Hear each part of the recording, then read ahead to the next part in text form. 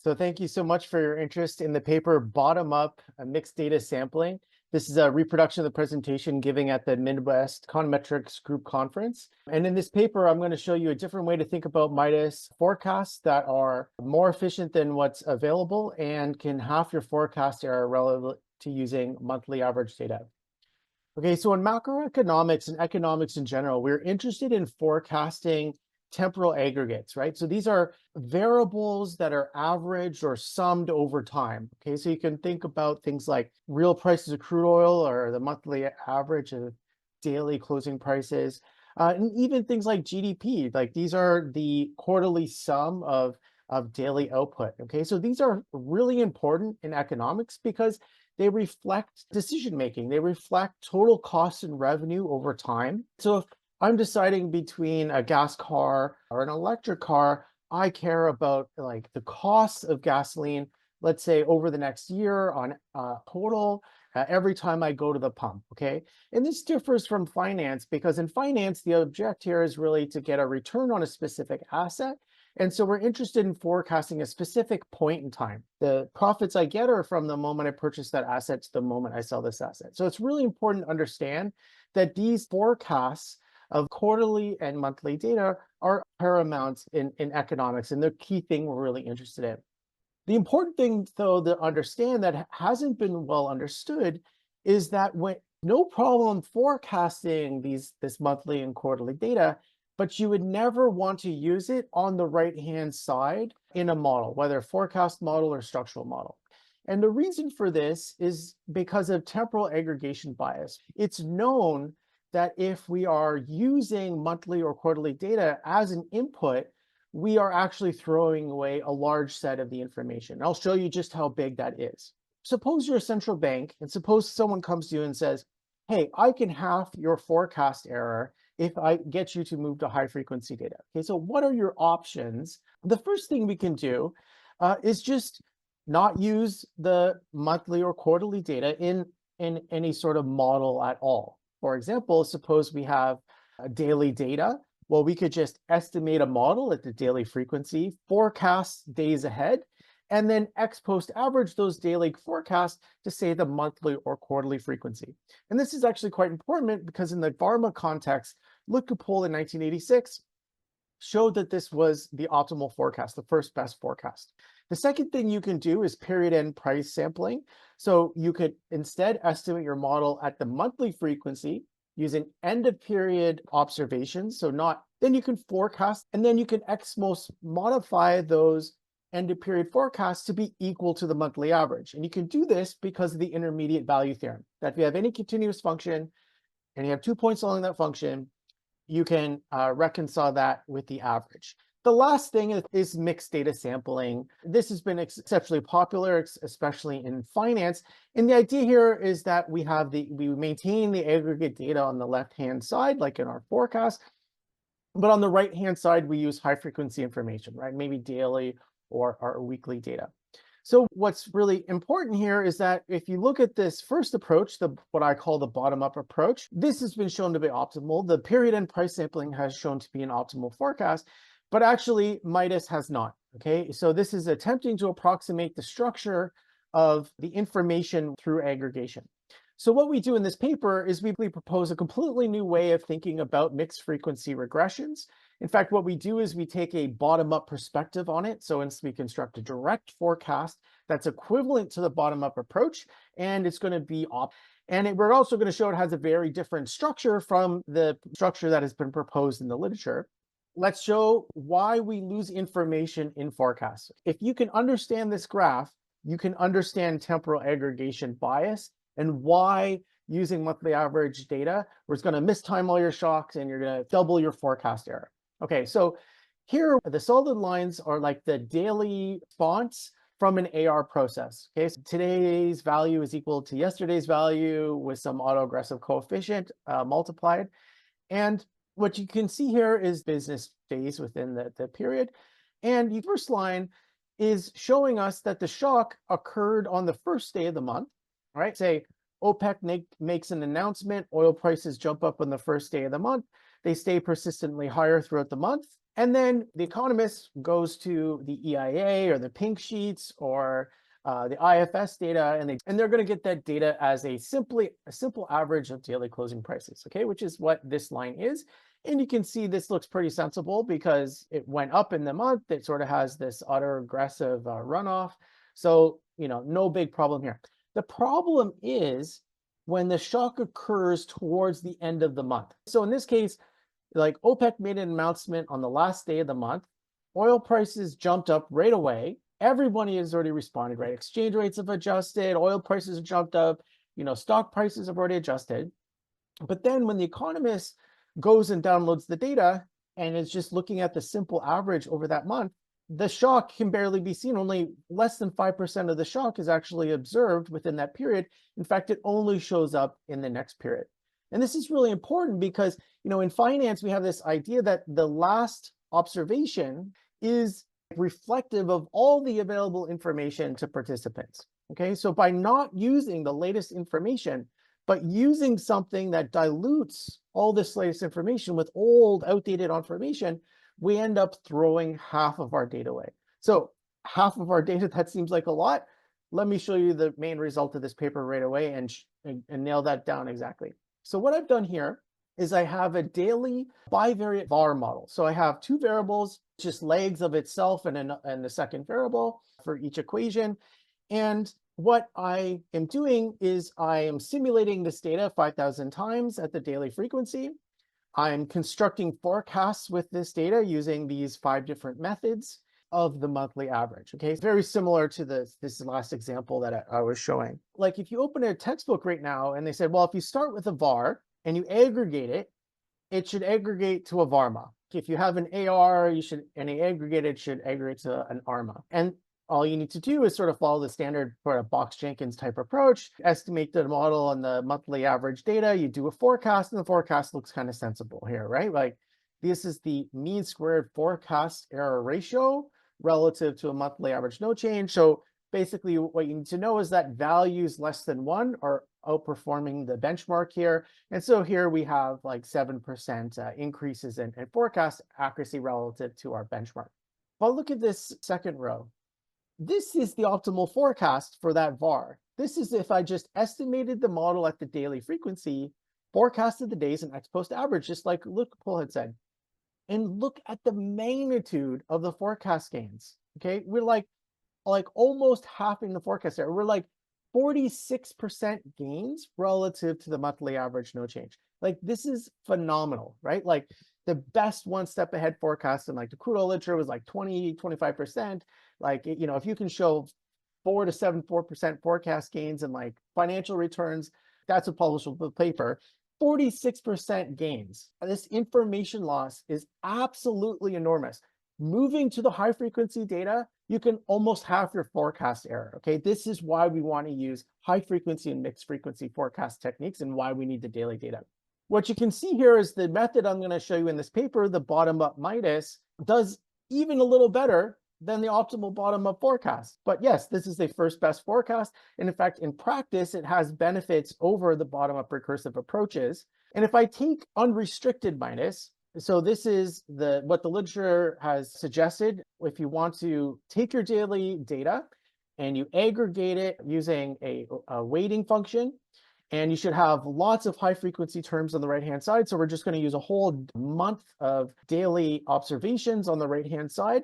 You can see here that we improve upon the data that's estimated with averages, but we're not close to the optimal forecast, right? We're recovering some of the information, but not all of it. And the same thing here, if we try to approximate this immense parameterization structure using these polynomials, again, we don't recover all the information. So what's going on here? Why is it that these existing MIDAS approaches are not getting the optimal forecast? Okay, so let's return to this simple example. We have a daily AR process. Here, my variable y is observed at month t on day I. Okay, so this is just like my daily data, the basis of all macroeconomic data. And here I'm interested in forecasting the monthly average. Call this y bar. This is just a simple average of my daily closing prices. And we certainly know how to construct a forecast from an autoregressive process, right? The 1-day ahead is just rho times the last observation. The 2-day ahead is rho squared times the last observation, etc. So we can throw that out into the future, estimate that off recursively and construct our forecast, and then do the bottom-up approach, which would just be the ex post average those daily forecasts. And you can see here that this has a particular form where it's just sum of parameters projected on the last high frequency observation because we have the AR1 process. So how does the existing MIDAS literature approach this? Well, they say, okay, let's aggregate this term, let's aggregate our model. And what happens then is we have we're using the average data, right? We have a leg of the average data. On the right-hand side, we have all these high frequency moving average processes. We have these moving average processes at the daily frequency, and we have an immense parameterization structure, right? So if you're aggregating, say, an AR1 at the daily to monthly frequency, like you need 21, 31 legs on the right-hand side to approximate the information structure. So if you had an AR12 at the daily frequency and you're averaging to like the quarterly frequency, this is like 12 times 60 parameters on the right-hand side, like immense parameterization structure.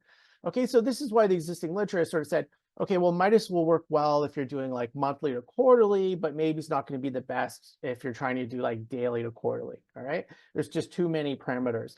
And the restricted MIDAS basically says, well, look, there's an exponentially declining function here that you're trying to estimate. We can approximate this with other simplified functions where we have lower parameterizations. Okay, so you get like the element or the beta functions in the restricted MIDAS approach. Okay, so that's what's out there. What are we doing? How does bottom-up MIDAS compare to this? Well, we're just coming back, and instead of using the aggregation functions, we're just going to use the bottom-up approach and do a direct forecast. Okay, so we're going to, instead of running off the model at the daily frequency, we're going to use that exact structure, but we're then going to construct a forecast at every forecast horizon, so a direct forecast. And what you can see here is that the forecast from the bottom-up approach just has the structure where it projects on the last high frequency observation. And so the bottom-up mixed frequency equivalent of this is just say, look, this is just a parameter to estimate this summation term. We'll just estimate that term for every forecast horizon. And that's it. It's the bottom-up equivalent of a direct forecast. This is mixed frequency forecasting. Okay, on the left-hand side, we have our monthly average data. On the right-hand side, we have our last high frequency observation. So this is a totally different way of thinking about MIDAS. And what's amazing here is that there's no immense parameterization structure. We're talked about having like hundreds of parameters on the right-hand side. This isn't even a function of n. So it doesn't matter if you're forecasting the next week or month or year ahead, you only have to project on this last high frequency observation. And this is going to be true. If you had an ARP, you only need to project on the last P high frequency observations. The other thing is while this is an attempt at approximating the information structure, this is actually a first best optimal forecast. So this is the true mixed frequency forecast when the underlying process is an AR model. So what we do in the paper is we generalize this to VARMA process. So we allow for moving average terms at the high frequency. We allow for multiple equations and any number of autoregressive parameters. And the key thing here is that the optimal mixed frequency model, the MIDAS structure, still only projects on the last P daily observations and the last Q daily moving average terms. This is super important. It's just like we saw for the AR model. It doesn't depend on the degree of aggregation, right? It doesn't matter for forecasting monthly or quarterly data. It just depends on the Markov structure underlying data generating process. And the proof is very similar, right? Like if we construct a daily VARMA forecast, it just projects on the last PQ observations, it runs it out recursively. So we take those recursive forecasts, we sum them up ex post, and we just estimate them as a direct forecast equivalent. MIDAS has also been used a lot in the finance literature, and we show that this same structure occurs when you're point sampling, like say if you're doing financial returns, because again, we just need to project on the last PQ observations. Okay, so not only do we need a lot of high frequency terms on the right-hand side as suggested by existing approaches, but they've also suggested that we need low frequency moving average processes to sort of approximate the information left over by having all these moving average terms. And so what we're going to do is just simulate the model at that daily frequency, and we're just going to do standard hypothesis testing. So do we need all those extra parameters? Do we need those low frequency moving average terms? And do some F and Walt tests. And basically what you see is that no, they're not needed. These low frequency moving average terms are rejected at the significance level. And the same thing here is these extra observations of the daily data aren't needed. Right? You reject all of those coefficients. The only thing that's needed here, because again, this is just our AR1, is you just need to project on the last high frequency observation. Here I've shown you the VARMA. In the paper we do it for all sorts of classes of model. We keep finding the same thing. You do not need the low frequency moving average terms. You do not need more than the PQ daily observations. Now I want to get some more detail about the forecast performance. I've shown you those nice VAR models with the 46% forecast gains. I'm going to show you some different parameterizations. I'm also going to look at the autoregressive model. Let's start with just an AR model. And it's kind of amazing because actually it was a referee who pointed out to us that no one has ever thought about MIDAS in the univariate context, okay? But we have the daily data on a lot of macroeconomic variables, right? And so here, if the daily data is persistent, we can see that just like in the VAR case, while the average data looks kind of sensible, right? We're getting these 3% forecast gains. We actually should be getting 46% forecast gains by using either the bottom-up approach as either a recursive forecast or a direct forecast, okay? So we basically have the exact same result. We're showing that the bottom-up MIDAS is equivalent to the optimal forecast. The other thing here that you should see is that again, the unrestricted MIDAS and restricted MIDAS doesn't do as well as the optimal forecast. Here we only have daily to monthly aggregation, but actually it would be even worse, especially for MIDAS if we were doing like daily to annual or daily to quarterly.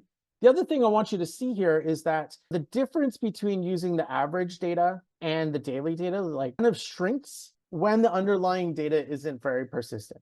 Okay, so this is all about information loss that occurs when we aggregate and the underlying data is very persistent.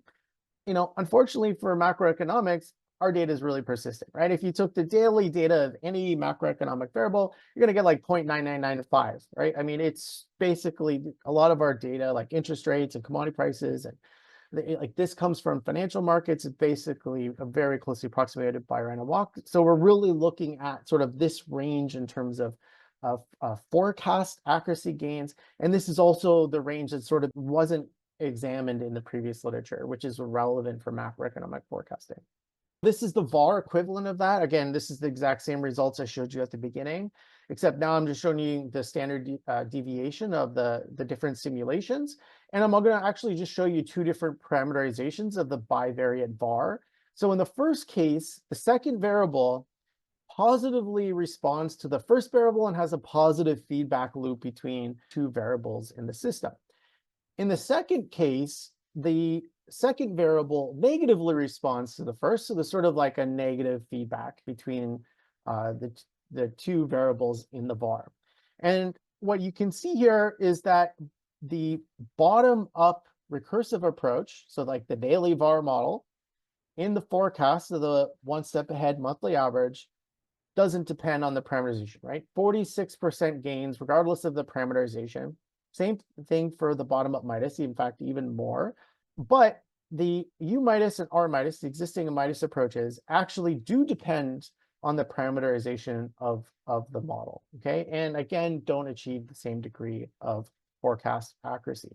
That's the theory, that's the simulations. Let's go see if we can find this immense forecast gains in the data. So what we're going to do is going to do real-time out-of-sample forecasts. I got expanding window estimation. So everything here is in real-time methods and data. And we have 30 years of data. We're going to forecast the last 20 years. And we're going to do one step ahead monthly forecasts of the 3-month Treasury bill and US CPI inflation. We're going to look at the 3-month T-bill as a univariate process. We're just going to look at kind of simple univariate models. And then we're also going to look at the headline CPI inflation in terms of using exogenous predictors. And here I'm going to use daily predictors from WTI and interest rates, and then weekly predictors from retail gasoline. What I have here is basically, again, mean squared forecast error ratios, but now I have it for my different forecast horizons, right? So my 1 step ahead forecast, 3 month ahead forecast, 1 year ahead forecast. I have my different models. And now in my brackets here, I'm showing you the p-value from the Diebold-Mariano test. Significant terms here are showing us that we are significantly improving upon a monthly average, no change. And the one thing you can see here is that estimating this model with the monthly data, so here I'm doing a direct forecast with the monthly data, doesn't do so well. Interest rates are really persistent. They're pretty much a random walk, but I do see some gains at long horizons. So, nominal interest rates are pretty easy to forecast at longer horizons. But here, I get enormous forecast gains, right? So in theory, we were getting like 46%. Here, I'm getting something like 43%. So super close to the information gains that we were seeing. But the running models on the daily data actually don't do so well all the time, especially at long horizon forecasts. This is something I've shown in a couple of papers now. In the paper that was published in the National Journal of Forecasting this year, we actually showed how to do the daily to monthly bottom-up forecast. But you can see here that our bottom-up MIDAS actually does well at short horizons, and again, like outperforms the bottom-up. So in practice, actually, again, doing better, and then also doing the best at long horizons. So actually, it turns out in practice, there's a lot of practical advantages for using direct forecasts and mixed frequency structures rather than doing it on the daily data. And again, we can see that the existing MIDAS approaches come somewhere in between. Now we're going to look at CPI inflation forecasts, so month over month headline inflation. And you can see here, if we just use the VARMA process just estimated on monthly inflation, we're getting forecast gains relative to monthly average, no change. But this is a good benchmark here because we don't just observe the disaggregated data for CPI. So we could think about like these percent forecast gains as being like a pretty good benchmark forecast. But we can construct this as a bottom-up mixed frequency forecast and project on the high frequency data because we do observe the average inflation rate. And what you can see here is, again, we get enormous forecast gains from using average data, right? So if you're a central bank, and you're forecasting inflation, like you can get like 30 to 50% forecast error reductions just by using these high frequency data and approaches, and again, outperforms existing approaches. Now, this is in terms of forecast precision, mean squared forecast error. It's like how close we got to the true value. What about directional accuracy, right? Is inflation going to go up or down next month? Well, here, if we use average data, we're right 71% of the time. We know, it's probably going to approach back to the 2% inflation. But by using this high frequency data efficiently, we're getting it closer to 78% accuracy. What's really cool though is you can also see that this information that we're getting is also in the tails, right? So it's not just about forecasting point in the future, it's about getting extreme movements right. So we can look at extreme directional accuracy, so movements in inflation that were greater than 1 standard deviation. And here you can see we're right like 93% of the time. When there's big movements in inflation, we'll see them coming, right? 93% of the time, right? Over the last 23 years. So this is like pretty amazing stuff to use this high frequency information and to get these forecast gains when they really matter the most. So in a lot of cases, we don't observe the exact daily data, but we might have a good proxy. Right? We might have like daily measures of CPI that are based on like online scrape data or on scanner data. Suppose we don't actually observe Y, right? A Y follows an autoregressive process, but we observe X. We observe some proxy of Y, where B here is going to be the strength of the proxy, and the relative importance of epsilon versus mu here are going to be the the signal to noise ratio. Okay, so you can think about this as like how noisy our proxy is and how strong our proxy is. And what we show in the paper is that actually this MIDAS structure is still the same. You still would only want to project on the last high frequency observation, if you have a good proxy. What do I mean by that? Well, here's our simulation. So we have the noise to signal ratio, right? If it's not a noisy proxy, but we just have some degrees of strength, well, we can still achieve the optimal forecast. If we have quite a bit of noise, like half the noise that we have to the signal, we'd actually still want to only project on that last PQ observations. The only thing is that if we have a pretty weak signal and we have a lot of noise, so here like the noise is as strong as the signal, then the unrestricted MIDAS and the restricted MIDAS are actually going to be your better forecast choices, right? If you can't construct an optimal forecast, the second best is certainly the existing approaches, because they're all about recovering the information structure when we're not using the high frequency data of the left-hand side variable. Okay, so what did we do in this paper? We proposed a new way to think about mixed frequency modeling. We showed that actually unrestricted MIDAS would really not be need to be over parameterized, right? It could be very parsimonious. It's much simpler to implement, and the forecast accuracy is much better than what has been observed. In fact, if we have the high frequency data, the left-hand side term, we can construct an optimal mixed frequency forecast. So use MIDAS, use high frequency approaches, use bottom-up MIDAS is a great way to think about mixed frequency forecasting. It's really useful to know when you're constructing these models that you don't need these massive parameterizations, that you can search for a parsimonious structure through statistical testing. And really, another thing is like, it is really worth getting this high frequency data. And, macroeconomics in particular is getting data at higher frequency. The literature is moving in this direction. We will have more of these resources in the future. In fact, I've calculated some of them myself. And they're on my website. You can go and get that data right now. So I have daily data for real-time effective exchange rates that never been calculated before. I've got mixed frequency data on commodity prices. So go check that out. Use these models. And thank you so much for your interest.